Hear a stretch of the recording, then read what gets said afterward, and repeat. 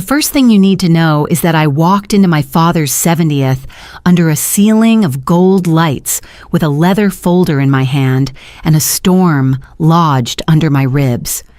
People were laughing, glasses glittering. A band slid across some soft jazz while the air tasted like roses and roasted lamb. I kept my gaze steady and my breath even because I was not there to belong. I was there to be seen. If you had been watching, you might have noticed how the room quieted around me, even as the music kept playing. You might have felt it, that hum right before a truth breaks. My name is Emma Carter, and for a long time I believed Richard Carter was my father, in the way a house believes the walls are enough. When I was little, my mother, Evelyn, would lean over my pillow and whisper, "You didn't grow in my belly, sweetheart. You grew in my heart." And I wore those words like a small shield. He'd come home from the bank smelling of cologne and coffee, tap my head, call me his little architect because I drew floor plans in the margins of my homework. I thought love was a structure you could earn with effort. Tidy grades, folded laundry, stay quiet smiles. So I built and built and built. Then, one winter afternoon when I was 8, everything tilted. Evelyn had a baby boy, Nathan, and the glow on her face never dimmed. I told myself that newborn suns pull all planets close, but I couldn't ignore how my awards migrated into drawers while Nathan's stick figures got frames. One night at dinner, I knocked over a glass and Richard muttered, almost to the table, "This one's not even blood."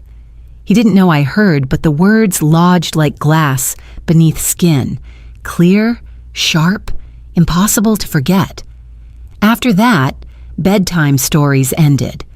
I became the helper, the babysitter, the quiet girl who stapled glitter hearts to handmade cards and learned to fix a chain on Nathan's bike, believing attention could be engineered if I found the right tool. By 15, I understood something cruel and simple. Being adopted hadn't made me chosen, it had made me optional. So I built a different plan. I tutored, stocked shelves, cleaned treadmills at the 24-hour gym, stacked cash in an envelope, and drew a blueprint for leaving. On my 18th birthday, I zipped 2 duffel bags with my notebooks and a sketch of a house that felt safe. At 6 a.m., I boarded a Greyhound bound for San Diego with $412 in my wallet and a scholarship acceptance letter pressed flat in my backpack.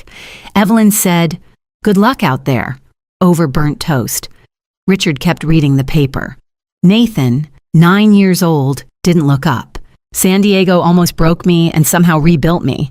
I slept in a converted garage with a cracked window taped shut, ate instant noodles and the day-old pastries the barista slid into a paper bag with a soft "don't tell," and worked nights at that same gym while tutoring algebra on weekends. When exhaustion climbed my spine and the cold concrete made my bones ache, I heard his sentence again.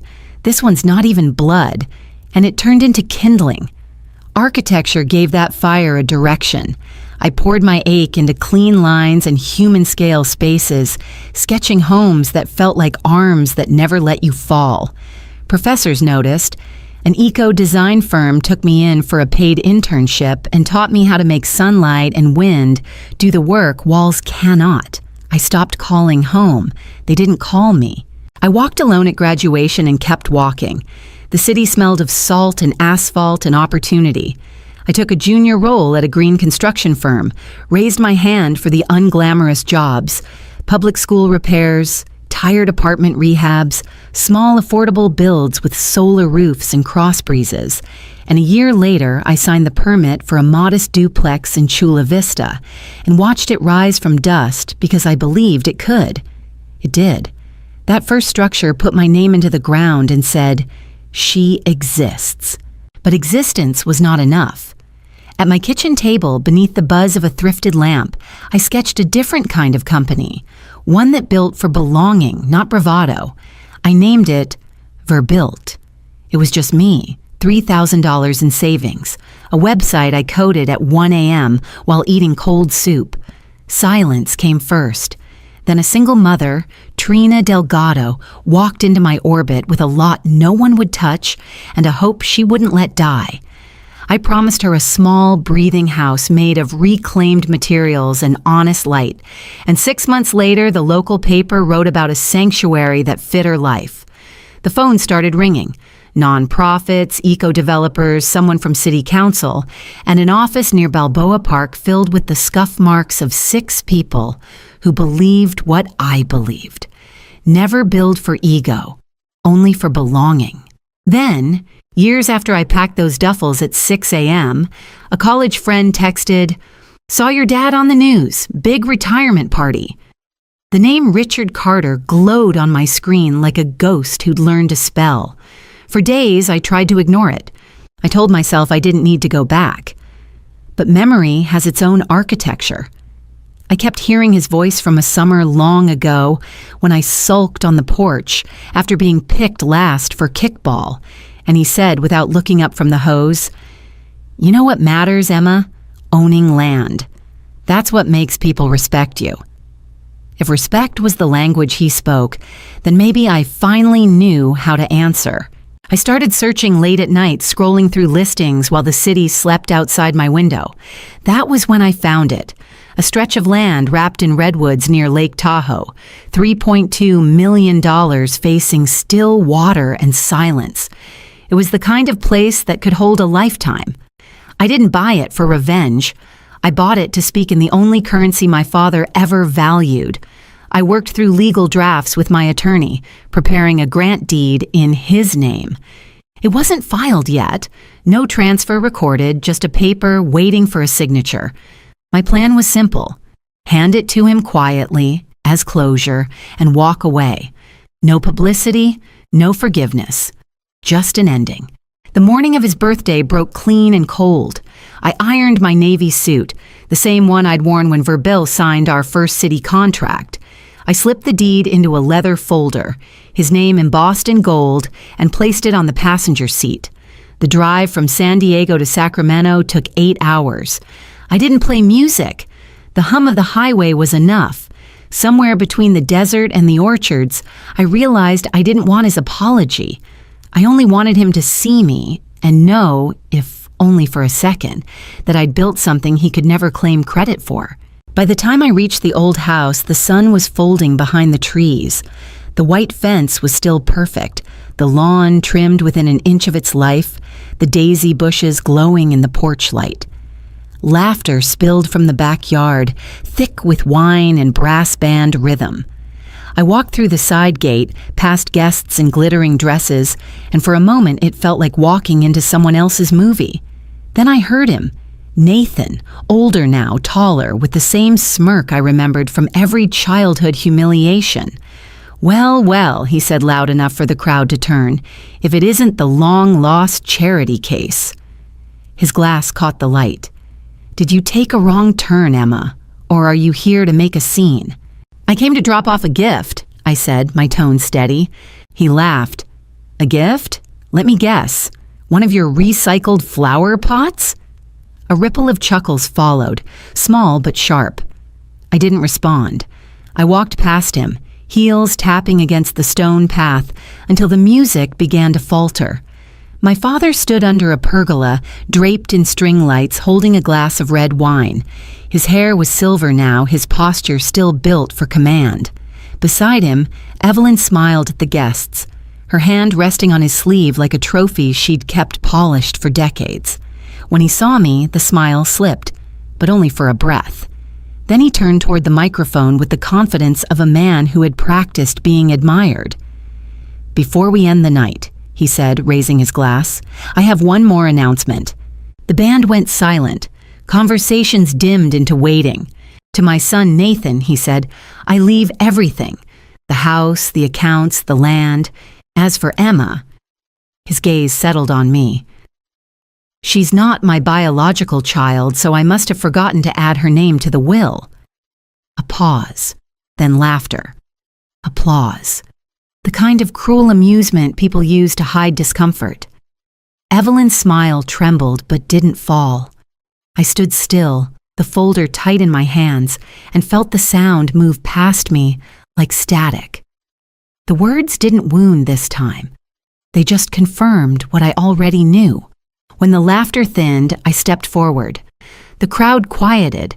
I placed the leather folder on the table in front of him. "It's for you," I said softly. He frowned. "A gift?" There was mockery in his tone, but also confusion. I opened the folder and held up the paper so the gold seal caught the light. "It's a grant deed," I said. "Parcel number LTA 54-721, El Dorado County, a lakeside property worth $3.2 million. I bought it for you." Gasps rippled across the garden. Nathan's smirk froze. My father's jaw tensed. "It could have been your dream home," I continued. "It's yours, or it was." Then I tore it. The sound was small, deliberate. I tore it again, then again, until white fragments drifted like snow over the table, over the cake, over his polished shoes. The crowd didn't breathe. Evelyn's hand trembled. Nathan took a step back. And my father just stared, eyes locked on the falling paper as though it were the last thing tethering him to the ground. "I didn't come here to beg," I said quietly. "I came to show you what I've built, without you." My voice stayed level, calm, like a door closing. No one spoke as I turned and walked away. Only the faint rustle of fabric and the uneven heartbeat of a stunned crowd followed me down the path. When I reached the gate, the band started again, offbeat, desperate, trying to patch over the silence. I stepped into the night air and breathed for the first time in years. I didn't feel triumphant. I just felt done. The road home was a blur of yellow lines and distant headlights. I drove through the night without stopping, the deed's torn fragments still clinging to my thoughts like ash. By the time I reached San Diego, dawn was leaking through the sky, pale and quiet. I parked in front of my apartment, walked inside, and sat down at my desk without taking off my shoes. The city was waking up outside, but I felt weightless, suspended between relief and emptiness. I told myself it was over, that the chapter had finally closed. But sometimes, endings are just pauses waiting to turn. 3 days later, my phone buzzed with an unknown number. I let it go to voicemail.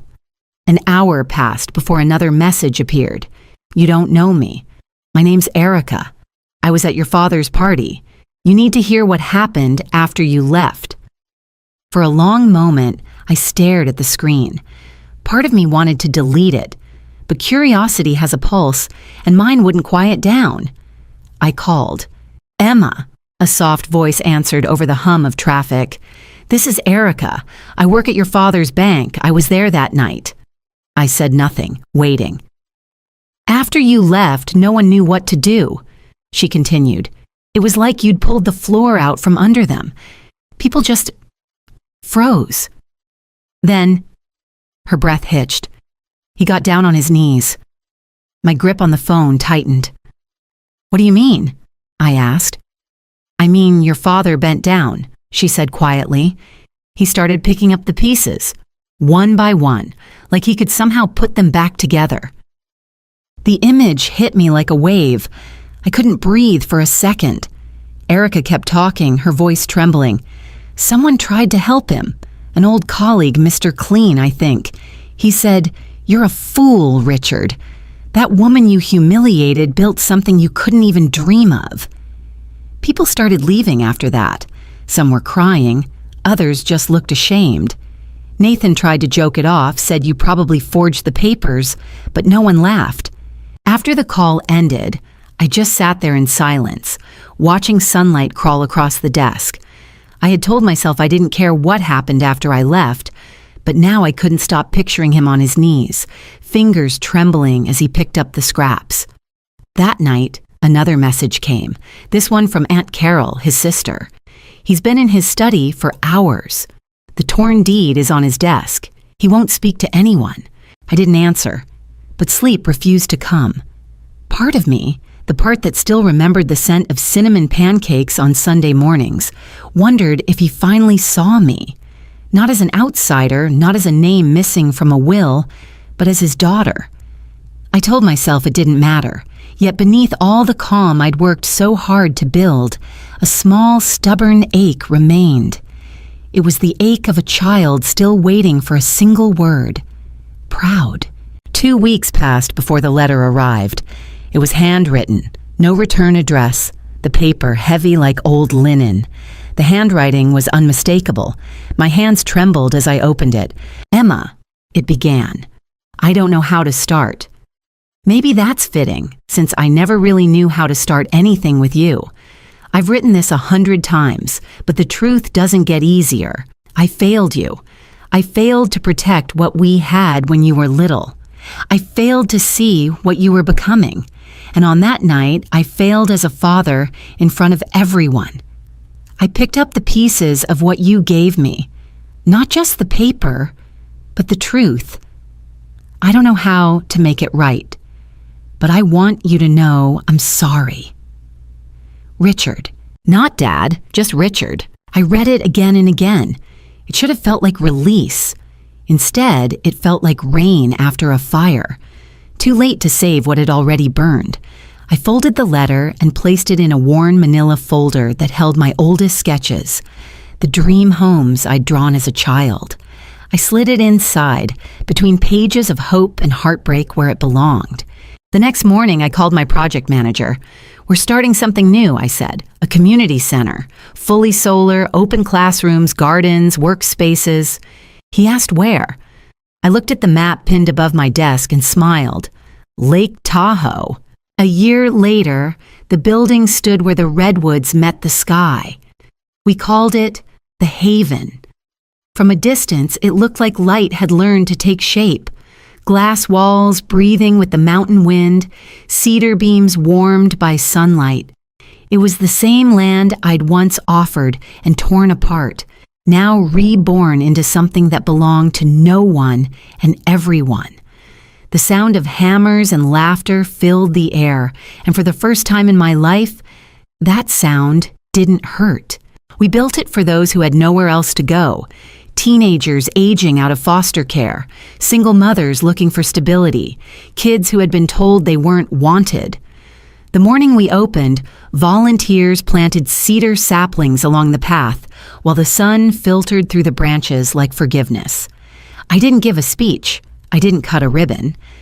I just walked through the halls, watching color return to walls that once held only silence. The scent of new wood mixed with paint and soil. It smelled like beginning. Inside, murals bloomed across white surfaces. Brushes tapped against buckets. Laughter echoed from the open classrooms, and the sound of running feet carried through the garden. A small group of children knelt by the fence, painting the word home in bright, uneven strokes. I stopped to watch them, the breeze tugging at my hair. In that moment, I understood that every sketch, every sleepless night, every broken piece of paper had led here. Later that afternoon, a girl approached me, 16 maybe, with guarded eyes and a quiet kind of strength. "You really built this?" she asked, crossing her arms as if bracing for disappointment. "With help," I said, "but yes." She studied the building, the way sunlight glimmered on the glass, then looked back at me. "Even without a family?" I smiled. "Especially without a family." Something softened in her expression. She hesitated, then stepped forward and wrapped her arms around me. For a long time, neither of us spoke. Her heartbeat pressed against mine, steady, certain. When she finally pulled away, she whispered, "Thank you." And I realized I'd built this place not just for her, but for every version of myself that had waited to be seen. The letter from Richard remained in that manila folder, tucked between my earliest sketches. I never wrote back. I never visited. But sometimes, when the wind rolled across the lake, I imagined him standing at the edge of the ridge, watching the haven from a distance. Maybe he understood. Maybe he didn't. I no longer needed the answer. The haven grew. Gardens spread wider, a small library opened, and laughter filled every corner. The bitterness I once carried dissolved into something quieter, something that felt like peace. Love, I learned, doesn't have to come from where you expected it. It can be built, beam by beam, hand by hand. Whenever someone new asked why I'd chosen the name, I'd smile and say, because it's what I always needed, a place that wouldn't turn you away. Some evenings, as the sun dipped low and the lake turned gold, I stood on the hillside watching children chase the fading light. The air smelled of cedar and warm earth. I no longer felt the ache that once lived inside me. The emptiness had become space, room for purpose, for belonging, for something bigger than forgiveness. If you had seen me then, standing there in that light, watching home glisten across